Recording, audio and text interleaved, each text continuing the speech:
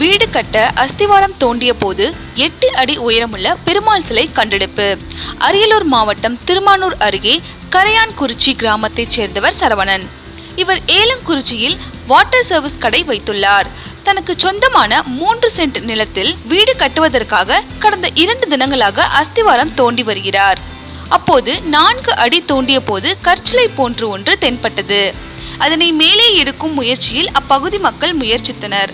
சுமார் 8 அடி நீளத்தில் சிலை இருந்ததால் பொதுமக்களால் மேலே எடுக்க முடியவில்லை.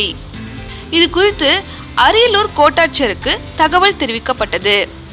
இந்த நிலையில் பொக்லைன் இயந்திரம் மூலம் மண்ணில் இருந்த சிலையானது மேலே எடுக்கப்பட்டது. அது பெருமாள் சிலை என தெரிய வந்தது.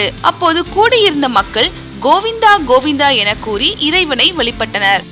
இதனை அடுத்து அப்பகுதி மக்கள் சிலையை சுத்தம் செய்து மாலையிட்டு தீபாராதனை காட்டினர்.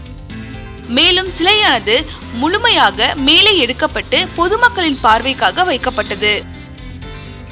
சம்பவ இடத்திற்கு வந்த அரியலூர் கோட்டாட்சியர் ஏழுமலையிடம் சிலையானது ஒப்படைக்கப்பட்டது.